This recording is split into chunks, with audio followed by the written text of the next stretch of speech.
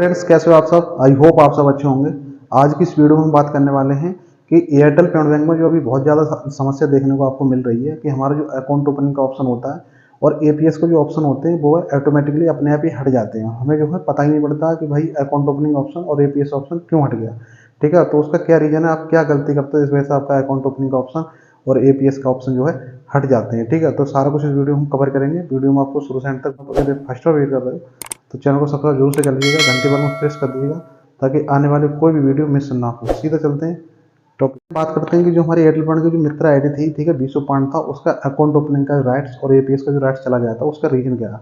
तो भाई सबसे पहला रीजन मैं आपको बताता हूँ। भाई अब एयरटेल पेमेंट जो कंपनी का सीधा कहना है, भाई जितने भी आईडी इस मार्केट में यूज हो रही हैं उन सभी आईडियों में जो है कंप्लेंट पोस्टर अपलोड होना बहुत ज़्यादा जरूरी है। यदि कंप्लेंट पोस्टर अपलोड नहीं है तो उस कंडीशन में आपका राइट्स चला जाएगा। ठीक है, अब बहुत सारे हमारे रिटेलर भाई सोच रहे होंगे भाई कंप्लेंट पोस्टर होता क्या है, और बहुत सारे हमारे भाई लोगों को ऑलरेडी पता भी होगा। ठीक है, जिसको नहीं पता है वो ध्यान से सुनिए। भाई कंप्लेंट पोस्टर जो इस तरह का कुछ होता है, ये देखिए, ये जो है कंप्लेंट पोस्टर है एयरटेल पेमेंट बैंक का। ठीक है, तो ये इजीली आप जो है गूगल क्रोम से भी इसे डाउनलोड कर सकते हो। एयरटेल पेमेंट कंप्लेंट पोस्टर डालोगे तो वहाँ निकल के आ जाएगा। ठीक है, अब बात करते हैं भाई कंप्लेंट पोस्टर लिखा क्या होता है। ठीक है, तो इस पर लिखा होता है भाई एयरटेल पेमेंट का अकाउंट ओपनिंग चार्ज कितना है।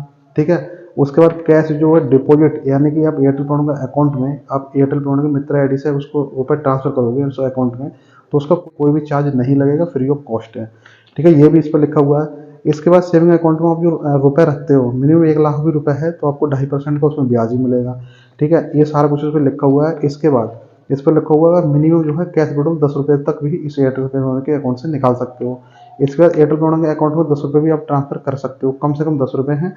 इसके बाद एक दिन में एयरटेल पेमेंट के अकाउंट में आप रुपए जमा करना चाहते हो तो 95,000 तक जमा भी कर सकते हो। ठीक है, इस पर एयरटेल पेमेंट के अकाउंट में मिनिमम अमाउंट यानी मिनिमम जो पैसा आप रख सकते हो वो 1,95,000 रख सकते हो। इस पर एयरटेल पेमेंट का जो डेबिट कार्ड होता है उससे रुपये आप 25,000 तक एक दिन में निकाल सकते हो। तो इस पर जो चीज़ लिखी हुई है वो नॉर्मली वही चीज़ लिखी है भाई। एयरटेल पेमेंट में जो भी आप उसमें सर्विस यूज करोगे तो उसमें जैसे कोई कस्टमर पूछ बैठता है भाई कितना पैसा रख सकते हैं, तो उसी के बारे में कंप्लेंट पोस्टर में सारी डिटेल है। ठीक है, तो ये जो है कंप्लेंट पोस्टर आपकी आईडी में अपलोड होना चाहिए, यानी कि अपलोड डॉक्यूमेंट में जाकर इसको अपलोड भी कर सकते हो। उस पर आपके शॉप पे लगा भी होना चाहिए। ठीक है, तो ये जो है अगर ये लगा हुआ नहीं है या फिर आपके कंप्लेंट पोस्टर आपके आईडी में अपलोड नहीं है तो आप अपलोड कर लीजिएगा आराम से। आपको क्रोम वगैरह पर गूगल क्रोम पर सर्च करोगे एयरटेल पेमेंट कंप्लेंट पोस्टर तो आपको देखने को वहाँ मिल जाएगा, तो वहाँ से आप निकाल लीजिएगा। इसके बाद यहाँ पर नीचे लिखा हुआ है भाई बैंक ऑफ पॉइंट इज, तो यहाँ मोबाइल नंबर डाल के डायरेक्ट आगे जाके डिस्ट्रीब्यूटर नेम डाल के अपने आईडी में अपलोड कर दीजिएगा। उसके बाद आपका जो राइट्स वगैरह होंगे वो अगर आपके जैसे आपने न्यू आईडी क्रिएट कराई है तो आपके राइट्स नहीं जाएंगे। यदि आपके राइट्स चले गए हैं तो उसका आगे मैं सॉल्यूशन बताने वाला हूँ। ठीक है, तो ये पहला रीजन हो गया भाई कंप्लेंट पोस्टर, तो इसको मैं रख देता हूँ। इसके बाद हमारा जो सेकंड रीजन है वो सेकंड रीजन है भाई हमारा कि भाई जैसे हमने कोई भी लोकेशन पर हमने आईडी क्रिएट कराई, ठीक है, तो आप अब जो सीधी कह रहा है कंपनी वालों को भाई जिस लोकेशन पे आईडी आप न्यू आईडी क्रिएट कराते हो उसी लोकेशन पे आईडी को आप यूज कर सकते हो। बट ऐसा आज कुछ भी नहीं हो रहा है भाई। हम आईडी किसी भी लोकेशन पर उसको ओपन कराते हैं यानी क्रिएट कराते हैं, उसके बाद हम उस जो जो हमारी एयरटेल पेमेंट की मित्र आईडी होती है उसको हम अदर्स लोकेशन में जाकर उसको यूज करते हैं, यानी कि अकाउंट ओपनिंग करते हैं या फिर पैसा निकालने का काम करते हैं, या फिर कभी कभी हम अपने दोस्तों को भी आईडी पासवर्ड दे देते हैं जो कि दोस्त हमारे यहाँ से 10 से 20 किलोमीटर या उससे बाहर भी कहीं अदर्स लोकेशन पर है, तो वहाँ भी अकाउंट ओपन कर देता है। तो आप खुद ही दिमाग लगाइए भाई कि आपने आईडी बनवाई थी किसी लोकेशन पे, जैसे मान लो अपने गांव में आईडी बनवाई है, अब वो कम से कम 20 किलोमीटर दूर आईडी चल रही है। ठीक है, और आप अपने गांव में भी आईडी चला रहे हो, यानी कि अपने फ़ोन में भी चला रहे हो और अपना दोस्त है वो वहाँ भी चला रहा है, मतलब एक बार में 2 जगह आईडी चल रही है। तो भाई ये आईडी फ्रॉड में आती है। तो इस कंडीशन में आपके जो राइट्स होते हैं वो छीन लिए जाते हैं। ठीक है, यानी कि आपका अकाउंट ओपनिंग ऑप्शन और एपीएस ऑप्शन भी हट जाएगा। ठीक है, ये होगा आपका सेकंड रीजन। इसके बाद भाई थर्ड रीजन है जो भी बहुत नॉर्मल सी बात है। भाई देखो, एयरटेल पेमेंट का यदि आपने आईडी क्रिएट कराई है तो उसकी सर्विसेज आपको यूज करना बहुत जरूरी है। ठीक है, जैसे एयरटेल पेमेंट का अकाउंट ओपनिंग की बात करें तो पूरे महीने में कम से कम एक अकाउंट तो आप ओपन कर सकते हो। यदि आपने एक भी अकाउंट ओपन नहीं करा तो इसका मतलब आपकी आईडी जो है इनएक्टिव है, यानी एक्टिव आपकी आईडी है ही नहीं। इसके बाद एपीएस की बात करें तो वहाँ भी आपको रुपए निकालना जरूरी होता है, यानी कि आपको पूरे आईडी से कुछ ना कुछ आप करते रहना चाहिए, तब आईडी आपकी एक्टिव रहती है।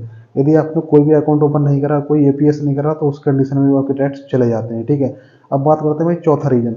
यदि आपने कोई नई आईडी क्रिएट करवाई आज, ठीक है, आज आपने कोई नई आईडी क्रिएट कराई, उसके दूसरे दिन के लिए यानी सुबह को लिए आपके राइट चले गए, तो यहाँ पर जो है कंडीशन दूसरी बन जाती है। ठीक है, इसमें जो है हमारा जो रीजन बनता है वो रीजन ये है कि आपके एरिया यानी कि आपकी जो भी एरिया है वो कंपनी की तरफ से ब्लॉक कर दी गई है, यानी वहाँ पर जो फ्रॉड पहले हो चुका होगा या फ्रॉड होने की संभावना होती है।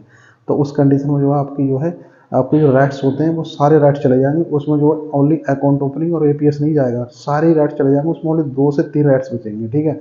यानी 2-4 राइट्स बचे हुए हैं और आपने आईडी आज क्रिएट कराई और दूसरे दिन को उसमें सारी राइट्स चले गए, 2 से 3 ही राइट्स बचे, तो उसका मतलब ये आपकी आइडिया जो आपकी एरिया है वो ब्लॉक है, यानी वहाँ पे फ्रॉड होने का खतरा है। तो इस कंडीशन में आपके सारी राइट हटा दिए जाते हैं, ठीक है। अब बात करते हैं भाई, ये हो गया रीजन, ठीक है फ्रेंड्स। अब हम बात करते हैं भाई इसकी सॉल्यूशन की, जो कि अपने मोबाइल फ़ोन से आप अपने घर बैठे कर सकते हो, आपको किसी को कोई हेल्प की ज़रूरत नहीं है, ठीक है। तो टोटली यहाँ पर तरीके जो हैं इसका सॉल्यूशन वो 2 तरीके हैं, तो दोनों तरीके बताऊँगा, जो भी आपको ठीक लगा उस हिसाब से आप अपना कर सकते हो, ठीक है। तो सबसे पहला आपका जो है डॉक्यूमेंट आपको लगेंगे भाई, जो जिस टाइम पे आपने आईडी क्रिएट कराई थी उस टाइम पर जो भी आपने आधार कार्ड दिया था वो आधार कार्ड चाहिए, उसके बाद जो पैन कार्ड दिया था वो पैन कार्ड चाहिए, ठीक है। और अपना एक फ़ोटो चाहिए, उसके बाद एक सॉफ्ट फ़ोटो चाहिए जो कि जीपीएस कैमरे से लाइव लोकेशन, ठीक है। यानी जीपीएस कैमरे से जो भी लाइव लोकेशन उससे आपको फ़ोटो चाहिए बाहर से, यानी दुकान का जो पूरा प्रिंट आना चाहिए, जिस टाइम पर जो है हम जो नई आईडी क्रिएट कराते हैं तो उस टाइम पे एक सॉफ्ट फ़ोटो लगता है, तो उसी सॉफ्ट का फ़ोटो चाहिए, तभी आपकी आईडी जो है दोबारा से स्टार्ट होगी, यानी दोबारा से आपको जो ऑप्शन है वो ऐड कर दी जाएगी, ठीक है।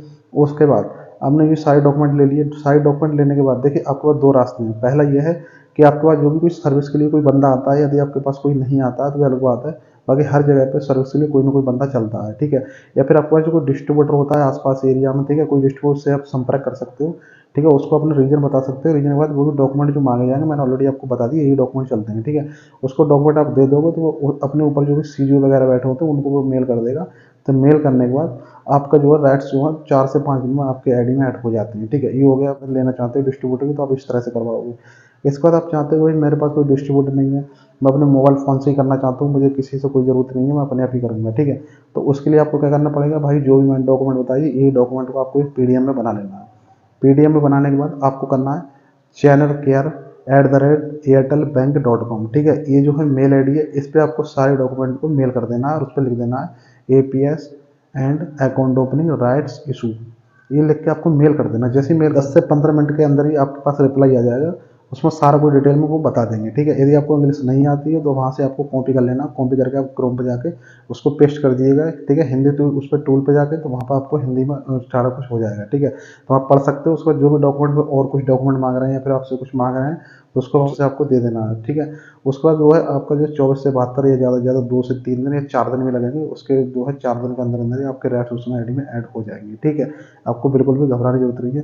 यदि फिर भी आपका कुछ नहीं हो पाता या फिर आपके राइट्स नहीं आते हैं तो आपको करना क्या है भाई, मैं अपनी मेल आईडी अपने डिस्क्रिप्शन में दे दूंगा, वहाँ पर जाकर इस मेल आईडी पे अपने डॉक्यूमेंट को अपलोड कर देना है, ठीक है। तो मैं आपको वहाँ पर आपकी जो है जो भी आपकी समस्या है उसको मैं हेल्प कर दूंगा, यानी आपके जो राइट्स हैं वो आपके आ जाएंगे, ठीक है।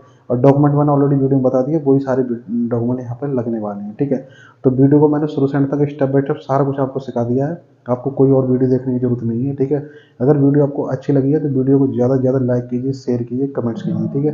तो आज के लिए बस इतना ही, मिलते हैं कोई नेक्स्ट वीडियो में सटीक जानकारी के साथ, तब तक के लिए जय हिंद, जय भारत।